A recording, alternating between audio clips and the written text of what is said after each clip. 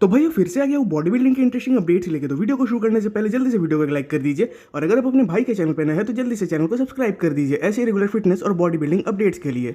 तो भाई आज के वीडियो की शुरुआत करते हैं हमारे जॉन डेलारोसा के अपडेट से। वैसे फिलहाल इनके तरफ से इनके 3 वीक्स आउट के कुछ फिजिक अपडेट्स तो आए हैं और वो भी लगभग 24 घंटों के अंदर अंदर। वैसे एक चीज आप इनके एक्सप्रेशन से साफ समझ पाओगे कि करंटली ये काफी ज्यादा कॉन्फिडेंट चल रहे हैं, क्योंकि अगर इनके करंट फिजिक को हम टेम्पा प्रो से ही कंपेयर करें तो ये उस मुकाबले बिगर फिजिक तो कैरी कर ही रहे हैं, साथ साथ at the same time dry और कंडीशन फिजिक भी।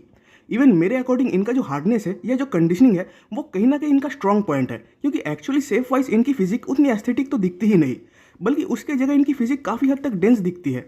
इवन मसल मैच्योरिटी भी एक अच्छे लेवल पे शो होता है और कहीं ना कहीं इसी कॉन्फिडेंस के चलते जॉन फिलहाल कुछ स्टेटमेंट्स भी रख रहे हैं, वो भी आर्नोल्ड क्लासिक ओहायो के रिगार्डिंग, और वो भी खासकर हॉर्स एमडी के अगेंस्ट। हालांकि अगर जॉन के मुकाबले कंपेयर करें तो हॉर्स नो डाउट ज़्यादा हाइप्ड अप बॉडी बिल्डर है इस शो में। इवन मिलोस का तो ये भी मानना है कि हॉर्स इस साल इस शो में राफेल को भी बीट करने का और टॉप 3 में आने का पोटेंशियल रखते हैं। बट मजेदार बात तो जॉन की तरफ से ये थी कि उन्होंने सीधा ये क्लेम कर दिया कि हॉर्स अपने बैक पोजेस के मामले में काफ़ी ज़्यादा वीक है। हालांकि जॉन की ये बात कहीं ना कहीं सच भी है। इवन पर्सनली मुझे हॉर्स का बैक डबल वाइसेप वाला पोज कुछ ज़्यादा ही वीक लगता है। इवन हॉर्स भी इस बात को जानते हैं कि वो इस पोज में लगभग सारे बॉडी बिल्डर से बीट होने वाले हैं, बट वही फ्रंट लैट स्प्रेड पोज को छोड़कर इनके बाकी के फ्रंट पोजेस सही में काफ़ी बढ़िया दिखते हैं। खासकर फ्रंट डबल बाइसेप पोज में इनके क्वाड्स और वैक्यूम की वजह से इनका ये पोज और एनहांस दिखता है। इवन इनके साइड लेग्स की वजह से इनके साइड पोजेस भी काफ़ी बढ़िया दिखते हैं और कहीं ना कहीं इन्हीं रीजंस की वजह से जजेस ने इनको रोमानिया प्रो में 3rd प्लेस भी दिया था। अब इस साल आर्नोल्ड क्लासिक ओहायो में हार्डी और सैमसन ये दोनों ही टॉप 2 प्लेस के अंडर आएंगे, बट वही जॉन का क्लेम है कि वो इस साल 3rd प्लेस पे आएंगे, यानी राफेल को भी बीट करेंगे। बाकी भाई आप लोगों को क्या लगता है कि क्या जॉन टॉप 3 में आ पाएंगे? ये कमेंट्स में जरूर बताइएगा। अब भाई वो बात करते हैं वेस्ले विजर्स के ऊपर, तो इनके भी 3 वीक्स आउट के कुछ फिजिक अपडेट्स आए हुए हैं आर्नोल्ड क्लासिक ओहायो से। वैसे एक बात तो है कि सिमेट्री वाइज इनकी फिजिक कुछ ज़्यादा ही इंप्रेसिव दिखती है। इवन कंडीशनिंग के साथ साथ ओवरऑल इनके जो स्ट्राइशंस आते हैं वो इनके लुक को और एनहेंस कर देते हैं। हाँ, इनको अगर किसी चीज़ को स्टिल इंप्रूव करना है तो वो है इनके क्वाड्स, और वो भी साइज वाइज। वैसे अगर टाइम में थोड़ा पीछे चले तो आज से बस कुछ साल पहले ही वेस्ले को टॉप 10 के अंडर आने के लिए कितने स्ट्रगल्स करने पड़ते थे, स्टिल वो टॉप 10 के अंडर नहीं आ पाते थे ओलंपिया में। इवन उस टाइम बहुतों का मानना था कि जजेस इनके फिजिक को ओवरलुक कर देते थे, बट लास्ट कुछ सालों से इन्होंने अपने फिजिक के इंप्रूवमेंट से पूरे गेम को ही पलट कर रख दिया, जहाँ की ओलंपिया 2022 में 8th प्लेस पे आए थे और ओलंपिया 2023 में 7th प्लेस पे। वैसे लास्ट ईयर ये माइकल द बुल से बीट हुए थे ओलंपिया में, बट माइकल के करंट पोस्ट को देखकर, खासकर उस पोस्ट के कैप्शन को देखकर मुझे ऐसा फील हो रहा है कि शायद वेस्ले इस बार माइकल को बीट कर देंगे, क्योंकि माइकल का कहना है कि इस प्रेप में वो काफ़ी ज़्यादा अनफोकस्ड रहे हैं। इवन इस प्रेप डाइट में उन्होंने लगभग हर तीसरे दिन चीट किया है और लास्ट कुछ सालों में ये चीज़ उनके साथ पहली बार हुई है। एंड एक्चुअली बस 3 हफ्ते पहले ही वो अपने एक्चुअल शेड्यूल को फॉलो करने शुरू किए हैं, बट स्टिल उनका मानना है कि वो अपने ऑल टाइम बेस्ट फिजिक को ही लाने वाले हैं इसके बावजूद। हालांकि इस प्रेप में तो माइकल सिर्फ प्रेप कर रहे हैं, तो उस बेस पे इनके स्टेटमेंट के ऊपर मुझे थोड़े बहुत डाउट्स दिखते हैं। But again Michael arguably classic physique lineup में most condition body builder, even shredded body builder भी है, तो हम इनके पोटेंशियल को तो इग्नोर नहीं कर सकते। बट कहीं ना कहीं उनका अनफोकस्ड होना एक रेड साइन बन सकता है, जहाँ की वेस्ले ग्रेजुअली खुद को इंप्रूव किए जा रहे हैं। इवन इस बार तो वेस्ले कंडीशन के साथ साथ राउंडर भी दिख रहे हैं। बाकी तो देखने वाली बात होगी कि एक्चुअली इन दोनों में से हायर प्लेसिंग्स पे कौन आते हैं।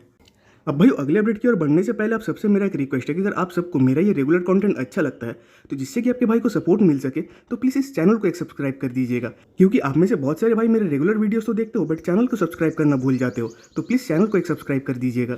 अब भाई बात करते हैं सैमसन दौदा के इस लेग एक्सटेंशन वर्कआउट के अपडेट के ऊपर। तो इस एक वर्कआउट से आप इस चीज का अंदाजा लगा सकते हो कि एक्चुअली में सैमसन की क्वाड्स कितने ज्यादा शेडेड और कंडीशन चल रहे हैं। इवन 20 डेज आउट होते हुए भी इनकी क्वाड्स की सेपरेशन इनके ट्राउजर के थ्रू साफ दिख रही है। हालांकि इस साल जजेस ने इनको पर्सनली ये सजेस्ट भी किया था कि इनको एक मोर डिटेल्ड कंडीशन, ड्राई और शेडेड फिजिक को लाना ही होगा, जिससे कि वो आर्नोल्ड क्लासिक जैसे शोज में टॉप प्लेसिंग्स पे आ सके। हालांकि हम सैमसंग के करंट अपडेट्स को देखकर या उनके बेस पे कुछ ज़्यादा बड़े स्टेटमेंट्स तो पास नहीं कर सकते, क्योंकि एक्चुअली अपडेट्स लिए गए हैं एक बेटर लाइटिंग, एक बढ़िया कैमरा एंगल के साथ, तो उस वजह से शायद ऑन स्टेज फिजिक्स से इन अपडेट्स में कुछ फर्क नजर आ सकते हैं। बट इसके बावजूद सैमसंग इंप्रेसिव दिख रहा है, जिसको कोई नकार नहीं सकता। इवन इस बार तो सैमसंग एक काफी लंबे टाइम से भी प्रेप में लगे हुए हैं, जहाँ की वो ओलंपिया के बाद भी 2 शोज में कम्पीट किए थे एंड अब आर्नोल्ड क्लासिक वाले शोज। बट इसके बावजूद सैमसंग ग्रेजुअली इंप्रूवमेंट्स कर रहे हैं, जो कि एक फेयरफुल बात है, खासकर हार्डी और डेरेक जैसे बॉडी बिल्डर्स के लिए। तो देखने वाली बात होगी कि इस बार सैमसंग हार्डी को कितने हद तक टक्कर दे पाते हैं। अब भाई वो बात करते हैं नेक्स्ट जिला रूबेल मॉस्केरा के ऊपर। वैसे एक बात तो है कि इनके फ्री की मैसिव क्वाड्स का जो हाइप है वो स्टिल कंटिन्यू है। इवन बहुत लोग तो इनके इन क्वाड्स को इनका फ्लॉ ना समझकर इनका एक स्ट्रॉन्ग पॉइंट समझते हैं। इवन बहुतों का ये भी कहना है कि अगर इनके क्वाड्स प्राग प्रो में सेपरेशंस वाइज बेटर होते देन शायद से वो क्रिजो को भी बीट कर देते। हालांकि मैं इस बात से एग्री तो नहीं हूँ, क्योंकि अगर इनके क्वाड्स सेपरेटेड होते भी स्टिल इनकी फिजिक्स सिमेट्रिकल इम्बैलेंस्ड ही थी। जिसकी वजह से आई थिंक स्टिल जजेस क्रिजो को ही अपर प्लेसिंग्स पे रखते। बट इसके बावजूद जजेस ने इनको नेथन डियाशा जैसे 11 प्रोसोस के विनर से ऊपर ही प्लेस किया। अब माना कि ये अपने इस नॉन सिमेट्रिकल फिजिक के लिए प्राग प्रो के बाद थोड़े बहुत क्रिटिसाइज हुए थे, स्टिल हमें ये नहीं भूलना चाहिए कि इन्होंने अपना प्रो डेब्यू किया था बस अपने प्रो कार्ड जीतने के नेक्स्ट दिन ही, और वो भी एक टफ लाइनअप में। स्टिल इनकी प्लेसिंग थर्ड आई थी। इवन साइड पोजेस में ये तो सैमसन को भी टक्कर दे रहे थे। और सबसे जो एक मेजर बात यह है कि इनका एज बस अभी 28 साल का ही है। स्टिल उनकी हाइट इवन कंपैरिजन करंट के टॉप बॉडी बिल्डर्स के साथ हो रहा है।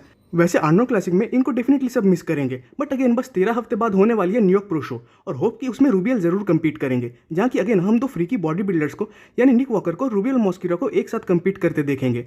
एंड वहाँ रूबियल को और एक चांस मिलेगा निक वॉकर जैसे एक बॉडी बिल्डर के साथ कंपेयर होने का। तो आई थिंक कि रूबियल उस चांस को तो नहीं छोड़ने वाले। अब भाई वो बात करते हैं राफेल ब्रांडो के 3 वीक्स आउट फिजिक अपडेट के ऊपर। तो डेफिनेटली इस फिजिक के बेस पर हम एक चीज़ को तो कह सकते हैं कि करंट में इनके फिजिक को देखकर ऐसा लगता है कि इनका अभी का जो साइज है वो इनफ है इनके पोटेंशियल को प्रूव करने के लिए। वैसे कुछ जगह तो इनके और हॉर्स के बीच कंपेरिजन चल रहे हैं। इवन मैंने भी कल इसी टॉपिक के ऊपर बात भी किया था, बट अगेन मुझे नहीं लगता कि हॉर्स राफेल को ओवरऑल बीट कर पाएंगे। खासकर बैक पोजेस में तो हॉर्स डेफिनेटली बीट होंगे ही, साथ साथ ओवरऑल शेप और एस्थेटिक के मामले में भी राफेल हॉर्स से बेटर दिखते हैं। इवन मेरे अकॉर्डिंग अगर राफेल इस साल ओलंपिया में कम्पीट करते तो शायद से वो टॉप 8 के अंडर भी प्लेस हो जाते। इवन लास्ट ईयर आईबीबी ने इन्हें पिट्सबर्ग प्रो जैसे एक शो में गेस्ट पोजिंग करने के लिए कहा था, खासकर इनके शेप और एस्थेटिक की वजह से। तो फिलहाल तो देखने वाली बात यह होगी कि इस साल राफेल अपने इंक्रीज बॉडी वेट के साथ फिर से उस aesthetic shape structure even conditioning को ला पाते हैं या नहीं। अब भाई वो बात करते हैं जेम्स हॉलिंगसेट के इस 3 वीक्स आउट फिजिक अपडेट के ऊपर। तो अब इस फेज में एक्चुअली ऐसा लग रहा है कि जेम्स के फिजिक में अब एक सिंगल ड्रॉप भी वाटर नहीं बचा है, और इसके बाद जब जेम्स कार्ब्स लोड करेंगे तब पता नहीं इनकी फिजिक कैसी रिस्पॉन्स करने वाली है। एंड इसी रीजन की वजह से फिलहाल जेम्स काफी हाइप में है, एंड मेरे अकॉर्डिंग रहना भी चाहिए। इवन बहुतों का मानना है कि शायद से जेम्स इस साल राफेल को भी बीट कर दे। हालांकि 2020 में इन्होंने राफेल को बीट किया भी था जब जेम्स अपने सो कॉल्ड बेस्ट फिजिक में थे, बट उसके बाद से अब तक राफेल ने तो इंप्रूवमेंट्स किए ही है, साथ ही साथ जेम्स ने भी इस बार ड्रेस्टिक इंप्रूवमेंट्स किया है। तो पर्सनली मैं इस बार आर्नो क्लासिक ओहायो के प्लेसिंग्स को लेकर काफी ज्यादा कंफ्यूज्ड हूँ कि एक्चुअली में कौन से बॉडी बिल्डर किस प्लेसिंग पे आने वाले हैं। अब भाई बात करते हैं पिंग युंग लॉन्ग के ऊपर, जो कि कम्पीट किया करते थे 212 डिवीजन में, एंड एक्चुअली 212 में शायद मोस्ट वाइल्ड प्रोपोर्शन वाले बॉडी बिल्डर भी थे। वैसे 2022 में जब इन्होंने अपना ओलंपिया डेब्यू किया था यानी 212 डिवीजन में, तब इन्हें वेट कैप के अंडर आने के लिए काफी वेट को ड्रॉप करना पड़ा था, जिसकी वजह से इनके काफी मसल्स लूज भी हो गए थे, और इसी रीजन से उनका बैक भी उस टाइम इंप्रेसिव नहीं दिख रहा था। और इन चीजों की वजह से इन्होंने ये डिसीजन लिया कि ये ओपन डिवीजन में कम्पीट करेंगे। तो इसी बेस पर अगर इनके करंट अपडेट को देखें तो ये इसमें सही में काफी बड़े और फ्रीकी दिख रहे हैं। इवन क्वाड्स तो इनके बड़े है ही, साथ ही साथ इनका वेस्ट भी काफी स्मॉल है। तो लास्ट टाइम इन्होंने कम्पीट किया था लगभग 1.5 साल पहले, बट करंट में काफी फैंस इनके ओपन डिवीजन के डेब्यू का वेट कर रहे हैं।